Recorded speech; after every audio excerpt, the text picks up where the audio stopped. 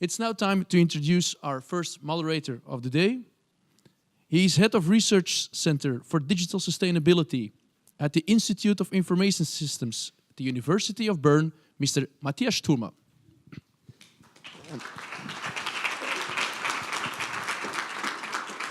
Good morning. It's a great pleasure to be here and a great honor for two reasons, actually.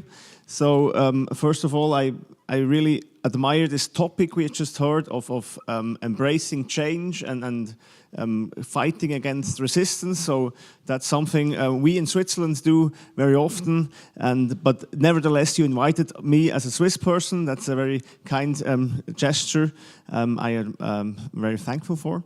And second, it's a topic of sharing and reusing today, and it's about also a topic which is very close to my heart, this topic of open source software. It's a very old topic. For 30 years this is known, but nowadays it's kind of getting into a new light with this new sharing and reuse framework we are looking at today. So it's a very great pleasure to be the moderator of this today's first session, and I would like to welcome my speakers, and please take a seat.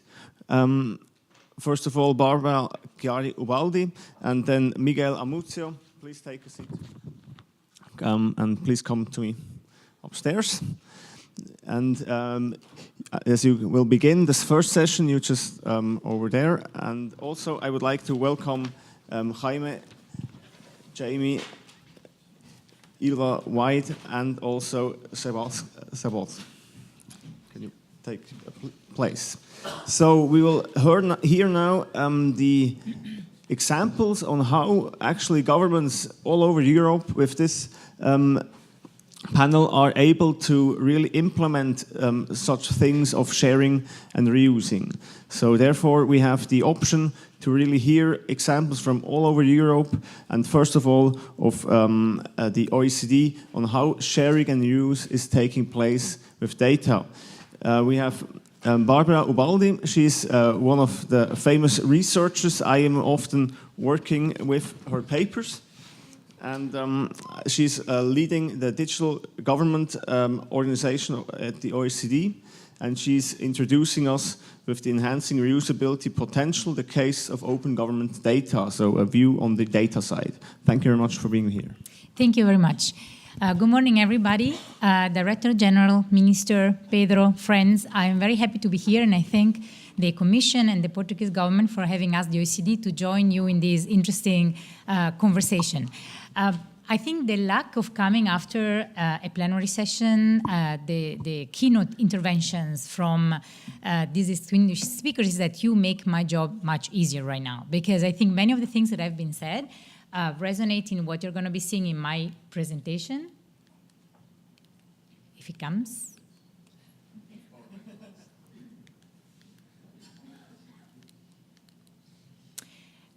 Which will focus in particular on the sharing and reuse experiences and policies on data and open data, but I think it's very important to talk about this, putting this topic in a context.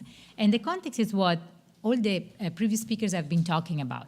We are in a moment in which governments, meaning you guys, are asked to operate in a different way. I think we all have been hearing about digital transformation, about the digital economy, and about the digital society. And at a very recent meeting that opened the G20 presidency in Germany, I think the minister made a very interesting comment. We can't have an analog government serving a digital economy and a digital society. This means that you are faced daily in new ways and new expectations, and now you are expected to deliver services to businesses and to citizens. We heard already about the changes in terms of how services are being accessed. Uber has been mentioned, and as we talk about Uber, as I'm using Uber, new things are coming up. What does it mean? It means that us are interacting with services being delivered to us in a new way. And when we interact with governments, we expect the same type of easiness and responsiveness to our needs, right? At the same time, we have societies, communities, actors, individual actors, civil society organizations, which are very interested in engaging with you to find solutions, to tell you what they need, to help you out, finding new ways of serving the communities. And we have an expectation for you guys to be more open. It's about being open on what you do, on how much you earn, on how you deliver services, on how you organize yourselves. And it's a new context in which you're expected to collaborate with a number of actors within the organizations, your organizations, and with actors outside of your organizations. This means that there's more and more the need to create what we call a virtuous cycle. A virtuous cycle which has to see with how you reorganize your governance. We heard Pedro talking about how changes within the Portuguese administration, which come after many important interventions in terms of coordination, have already taken place. These changes in terms of governance have the objective to facilitate the collaboration. We heard about approaches, different approaches to integrated service delivery that bring services through different channels in a way that are easier to access and more convenient to access. And we heard about strategies, right? We heard about agendas. We heard about ways to set goals. Now, all those things can't be dealt with in isolation one from the other. They all need to be connected. And what we see being more and more at the center of all these actions is the recognition that data are a key strategic asset together with people and together with money. Data has always been there, right? You've always been producing data, which is, like Tony was saying, our data in terms of citizens, but this data has become more and more a recognized value since when we heard the explosion of the big data, since when the private sector has made it public and known to the world the value they're getting out of reusing the data that you guys own, produce, collect, and make available for the others to make value out of it. So why not focusing on what you can do to actually foster the sharing and the reuse of this data among the society, within the ecosystem of actors, but also within the administration to create this value.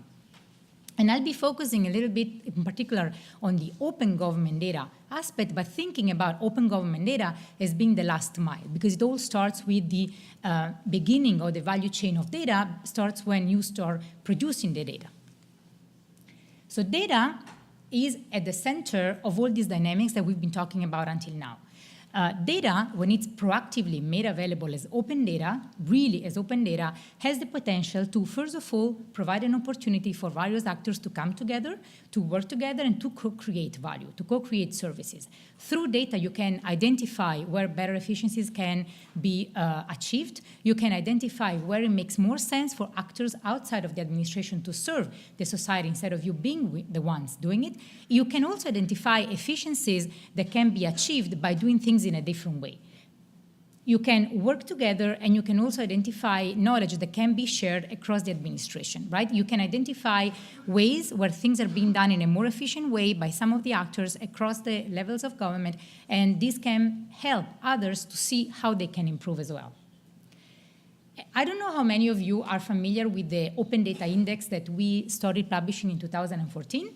If you look at the name, it stands for our data index. It stands for open, useful, and reusable data, because the whole idea is about our data, right? It's data that is being produced with tax money.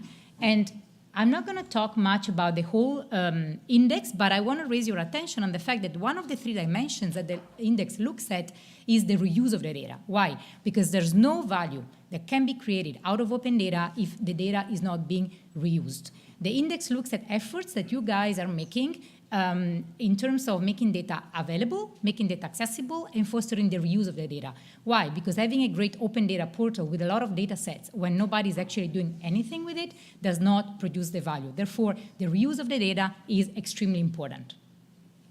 However, what do we see?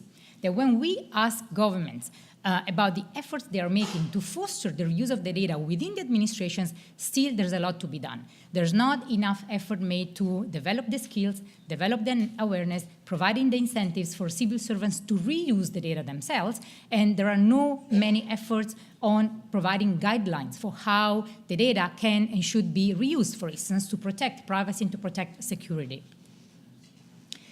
We see more and more governments focusing on incentivizing the reuse of the data inside of the administration, although, as I said, many efforts still need to be placed in this sense.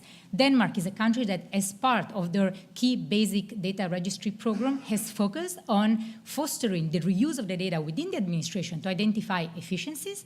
But also Argentina is a country that has emphasized the role of government as a prosumer of the data, meaning a producer of data and user of data, reusers of data, to strengthen the efforts made to fight corruption, but also within the Ministry of Justice, the civil servants have been reusing data being opened up by different parts of the administration to find possibilities to improve the performance of the whole ministry.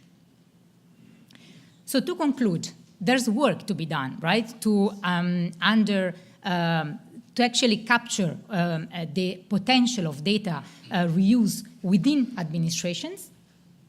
First of all, we are working on data-driven public sectors with OECD member countries, and we still see that there are many efforts that need to be made in terms of aligning strategies. We still have open government strategies, innovation strategies, digital government strategies, open data strategies, innovation strategies. These need to be coordinated, right? If we really want to make sure that interoperability in broader sense actually helps you doing your job in a better way, data needs to be available of quality and relevant to the users. There's the need to foster, as I said, interoperability not only from a technical point of view, but also, for instance, from a semantic point of view, to be able for the data to be identified, discovered, and to be shared.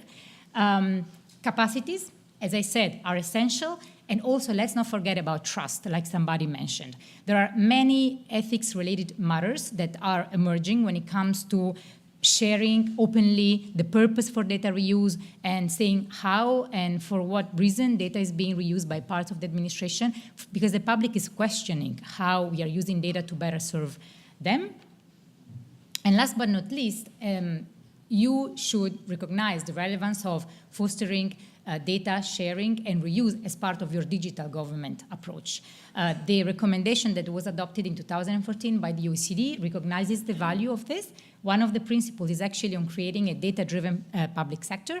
And the reason why I'm mentioning this is precisely because if we want to really focus on fostering the reuse and the sharing of data as a key enabler of better administrations, I think we need to be strategic about it, and we need to place it as a high political objective of our digital agendas. Thank you very much.